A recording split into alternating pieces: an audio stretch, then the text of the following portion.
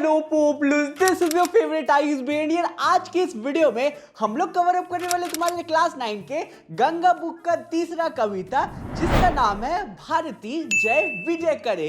ये जो कविता है ये बहुत ही नन्हा सा कविता है। इस वीडियो में इस नन्ही सी कविता को हम लोग बहुत ही अच्छे से डिटेल वे में समझेंगे शब्दार्थ की मदद से, और एंड में मोस्ट इंपॉर्टेंट क्वेश्चन भी दूंगा इस पूरे कविता से। तो अब आराम से चिकू मुकू बैठो एंड चलो शुरू करते हैं आज के हमारे इस 3D एनिमेटेड वीडियो को। और सबसे पहले मैं तुम्हें मिलवाना चाहूंगा इस कविता के सबसे इंपॉर्टेंट कैरेक्टर से। वो कौन है उनसे तुम खुद मिलो। नमस्ते बच्चों, मैं हूँ सूर्यकांत त्रिपाठी निराला, तुम्हारे इस कविता का कवि। इस पूरे कविता में मैंने भारत माता का एक बहुत ही सुंदर चित्र तुम्हारे सामने प्रस्तुत किया है। तो यार कहीं तुम लोग मुझे तो ही नहीं ना भूल गए। मुझे भूलोगे तो कविता कैसे समझोगे। मैं हूँ तुम्हारा one and only Kavita tailor भैया, जो बीच बीच में आकर तुम्हें इस कविता को बहुत ही अच्छे से समझाएगा। बाकी यार हमारे खुद के अनइंडिंग एजुकेशन ऐप में मैंने क्लास 9 के प्रीमियम नोट्स को लॉन्च कर दिया है। हिंदी का प्रीमियम नोट्स का सैंपल तुम्हें बैकग्राउंड में दिख रहा होगा। हिंदी के साथ साथ क्लास 9 के हर एक सब्जेक्ट का प्रीमियम नोट्स हमारे ऐप पे अवेलेबल है, तो लिंक डिस्क्रिप्शन में गिवन है, जरूर से चेकआउट करना। इन प्रीमियम नोट्स में मैंने इंपॉर्टेंट लाइंस को डाला है पूरे चैप्टर का, और इंपॉर्टेंट क्वेश्चन भी दिया है। तो डिस्क्रिप्शन में हर एक सब्जेक्ट का प्रीमियम नोट्स का लिंक मिल जाएगा, जरूर चेकआउट करना। इनसे पढ़ के तुम लोग अपने एग्जाम में बहुत ही फाड़ू मार्क्स स्कोर कर सकते हो। तो अब चलो हम लोग कविता को शुरू करते हैं। हमारी कविता की पहली पंक्ति है भारती जय विजय करे, कनक सस्य कमल धरे। तो चलो शब्दार्थ देख लेते हैं। पहला शब्द है भारती, जिसका मतलब होता है भारत माता। दूसरा शब्द है कनक, जिसका मतलब होता है सोना। तीसरा शब्द है सस्य, जिसका मतलब होता है फसल। चौथा शब्द है कमल धरे, जिसका मतलब होता है हाथ में कमल धारण करने वाली। तो चलो इस पंक्ति को बहुत अच्छे से समझते हैं। इस पंक्ति में कवि भारत माता की प्रशंसा करते हुए कहते हैं कि हे भारत माता, आपकी सदैव विजय हो।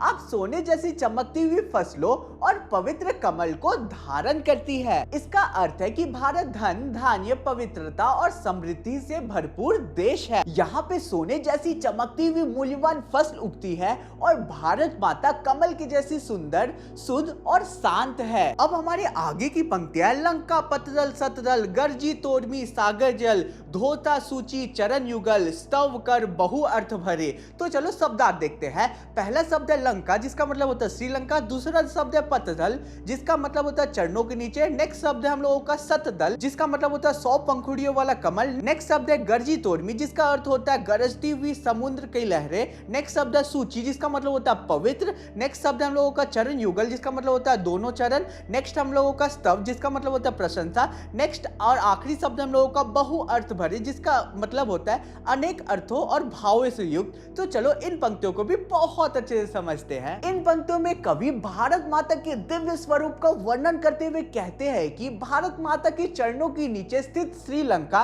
ऐसा प्रतीत होता है जैसे कि उनके चरणों के नीचे 100 पंखुड़ियों वाला सुंदर कमल हो। भारत के चारों ओर फैला विशाल समुद्र अपनी गरजती हुई आवाज के साथ भारत माता के पवित्र पैर को हमेशा धोते रहता है। समुद्र की गर्जना केवल आवाज नहीं है, उसमें अनेक अर्थ छुपे हुए हैं। समुद्र की आवाज सुनकर ऐसा लगता है जैसे कि वो हर समय भारत माता की प्रशंसा कर रहा है। अब हमारे आगे की पंक्तियां हैं तरु तृण वन लता वसन अंचल में खचित सुमन गंगा ज्योतिर्जल कन धवल धार हार गले। तो चलो अब शब्दार्थ देखते हैं। हमारा पहला शब्द है तरु, जिसका मतलब होता है वृक्ष। नेक्स्ट शब्द है तृण, जिसका मतलब होता है घास। नेक्स्ट शब्द है वसन, जिसका मतलब होता है वस्त्र।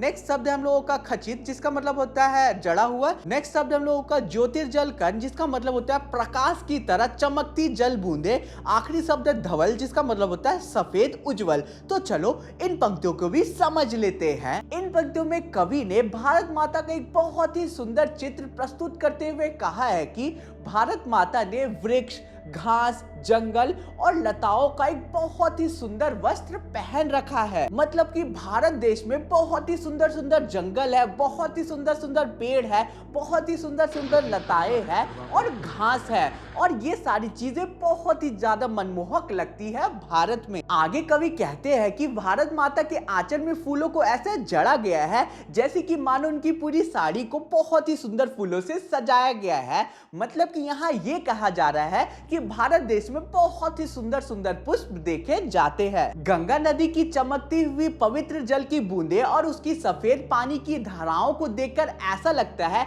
जैसे कि भारत माता ने अपने गले में एक बहुत ही सुंदर हार पहना हुआ है। अब हमारे आगे की पंक्तियां है, मुकुट सुरभ हिम तुषार, प्राण प्रणव होकार, ध्वनित दिशाए उदार, सतमुख सतरव मुखरे। तो चलो शब्दार्थ देखते हैं। पहला शब्द हम लोगों का हिम जिसका मतलब होता है बर्फ, नेक्स्ट शब्द है तुषार जिसका मतलब होता है हिमकरण, नेक्स्ट शब्द है प्रणव जिसका मतलब होता है ओम, नेक्स्ट शब्द हम लोगों का ध्वनित जिसका मतलब होता है गूंजती हुई, नेक्स्ट है हमारा उदार जिसका मतलब होता है विशाल, नेक्स्ट शब्द है सतमुख जिसका मतलब होता है सैकड़ों मुख, नेक्स्ट शब्द है सतरव जिसका अर्थ होता है सैकड़ों स्वर या ध्वनिया, और आखिरी शब्द हम लोगों का मुखरे जिसका मतलब होता है गूंजती हुई। तो अब चलो इस पंक्ति को भी समझ लेते हैं। इन पंक्तियों में कवि कहते हैं कि भारत माता के मस्तक पे, भारत माता के माथे पे हिमालय पर्वत है जिसकी चमकती हुई बर्फ ऐसा प्रतीत होता है जैसे कि वो मुकुट के समान हो और भारत माता ने उस मुकुट को अपने सिर पे धारण कर रखा हो। भारत माता के प्राणों में ओम की गूंज है जो ये दर्शाता है कि भारत केवल एक जमीन का टुकड़ा नहीं है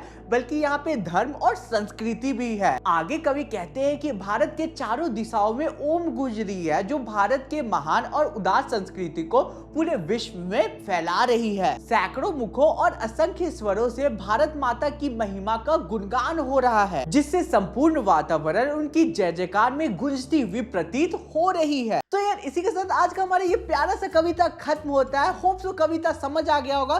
कहीं पे भी डाउट होगा तो कमेंट करके जरूर पूछना, मैं सबका रिप्लाई देने की कोशिश करूंगा।